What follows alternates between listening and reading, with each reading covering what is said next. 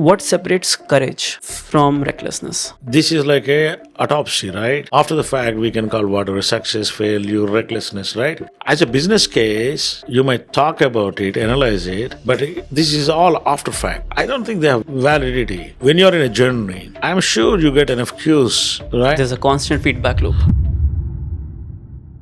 We were talking about startups, so you put a lot of emphasis on people just ideating and just talking about ideas and just talking and not getting it to market. Right. So you put a lot of emphasis on getting to market and specifically getting the first invoice. Why is that? It's always there, right? At the end of the day, it's commerce, right? It's accounting system in and out, right? You need to provide service to somebody and they need to give you a perceived value back, right? Ideas are too many. If you go to US Patent Office, right? Come on. How many ideas? A few hundred million. Do you know this great story of Steve Jobs? How he worked with Corning to get the Godzilla glass? The Gorilla Glass, yeah. Gorilla Glass. So they could not find utility of it. Steve Jobs called. They thought it was a mock call. And Steve leaves a number for their CEO This to call him was back. for the first iPhone, right? Yes. Oh, yeah. So they said, we cannot manufacture because we don't have resources. He said, I'll pay for it, manufacture it. So he found their research, their patent. He called them, he provided money to build it. Right? You see, because Steve had the confidence that he could take that product to the market. You should be able to sell it. There are a lot of great ideas. I have a question on that. So I know the other side of the story because I saw this in a reel. I don't know how valid this is, but provided that this is true.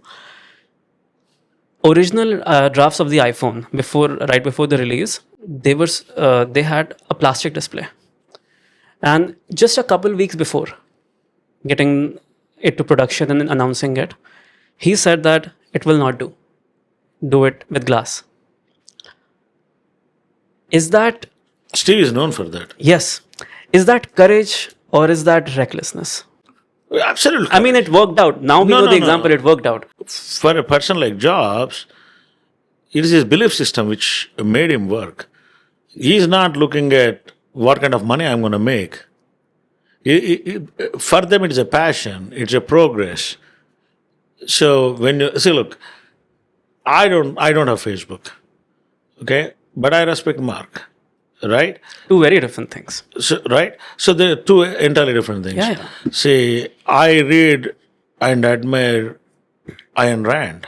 I don't agree with her. With who? Ayn Rand. Okay. So, but I admire her.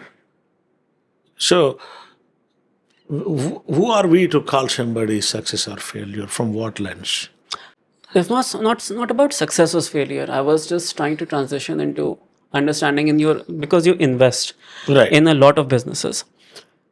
So it was about what separates courage from recklessness. Oh, absolutely. See, in the investing process, right? You get to know the person very well, and you put your trust, right? When you put in trust, you should give that freedom, right? And this is like a autopsy, right? After the fact, we can call whatever success, failure, recklessness, right? As a business case, you might talk about it, analyze it, but this is all after fact. Retrospect. Right? In retrospect, right? I don't think they have validity. So when you're in a journey, right? I'm sure you get enough cues how it works. Right? There's a constant feedback loop. Yeah, it's always, I mean, how interested you are, right? How much you understand the other person. Like, you know what, I've been trying to be a scout, talent finder, right? That's what I've been doing it. So the lens I look at from is entirely different from somebody else's lens. And success and failure, depends on so many things. It's an ecosystem thing.